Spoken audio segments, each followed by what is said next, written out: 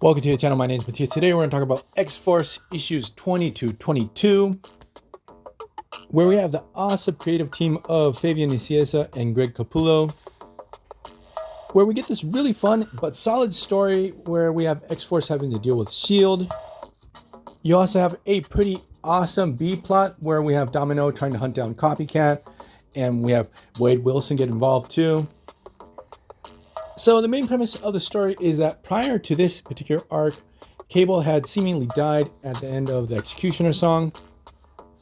The members of X-Force are well aware of the existence of Grey Malikan, which was Cable's secret space base, which oddly was a future version or evolved version of the original X Factor ship, but it came from the future.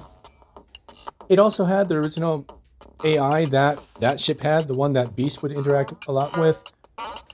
Further down the line, we're going to discover that AI, which is called the Professor, would actually help Cable deal with the techno-organic virus and keep it in check.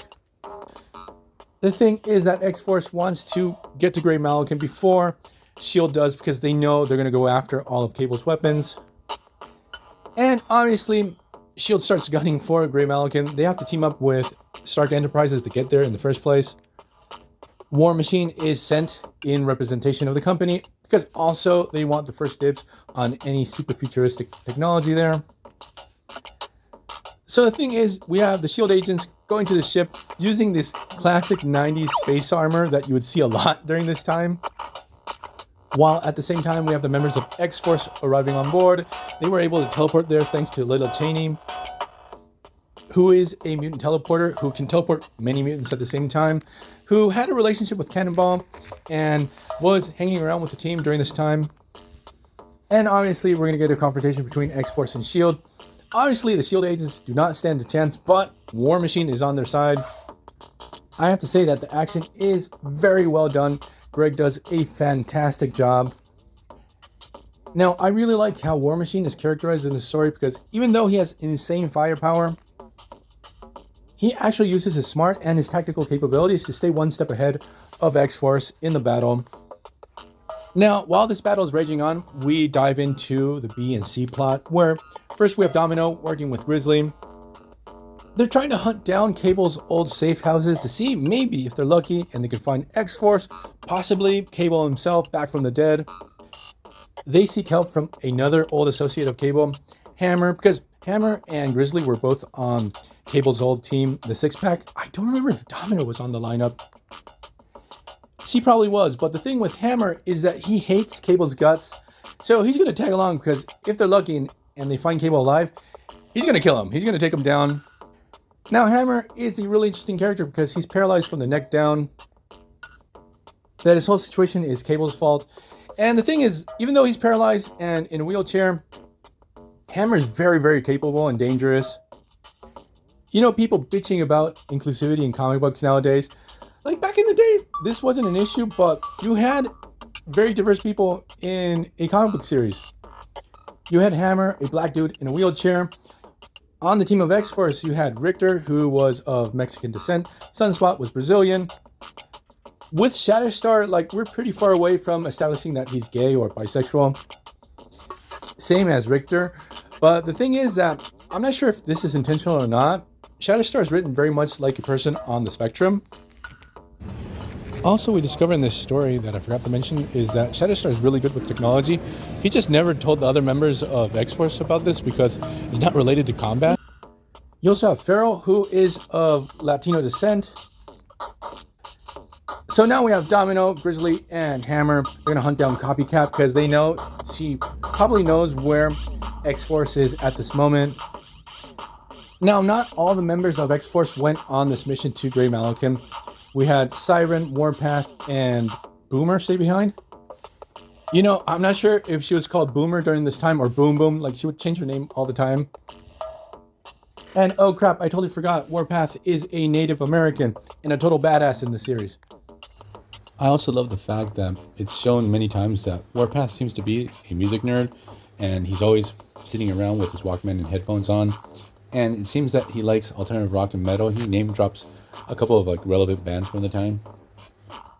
The thing is that they are attacked by one of the leaders of the Externals. His name is Saul. X-Force prior to this had a run-in with the Externals with another one of their members called Gideon.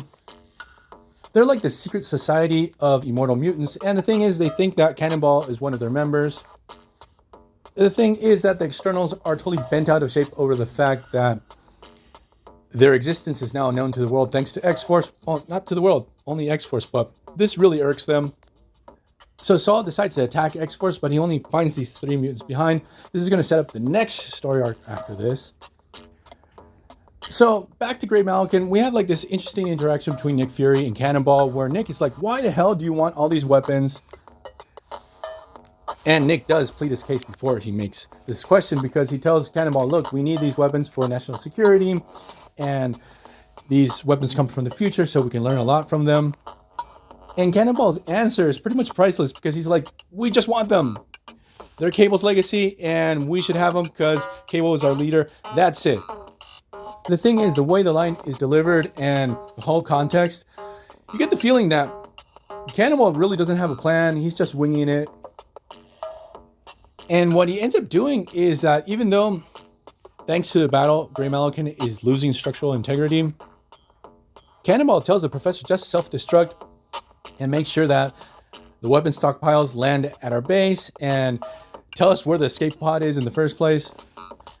Cannonball is surprisingly reckless in this whole situation. He's very much like act first, think second. So what happens is Grey Malkin explodes. All our heroes are able to teleport away thanks to Lilo Cheney. Cannonball and Sunspot are able to get on a escape capsule. Now, while all this is going down, we have Deadpool, who has set out to hunt down Copycat.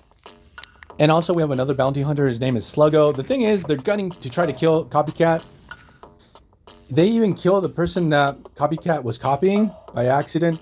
The thing is, we have a brief battle between Copycat and Deadpool here, while at the same time, Grizzly and Domino, who break into Department H, trying to find more information on Cable, cross paths with like the Black Ops version of Alpha Flight called Weapon Prime, where oddly enough, one of the members of Weapon Prime, who probably only shows up in this issue, his name is Killjoy. I remember him having his own action figure back in the day. I thought it was so weird.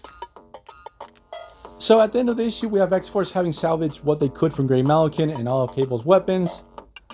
Also, we have the whole situation where we have X-Force having to rescue their teammates from the Externals. And we have the whole scenario where Domino and Grizzly end up saving Copycat from Deadpool, but we're going to dive into that in the next video. So, see you guys next time. I hope you like this one. Bye.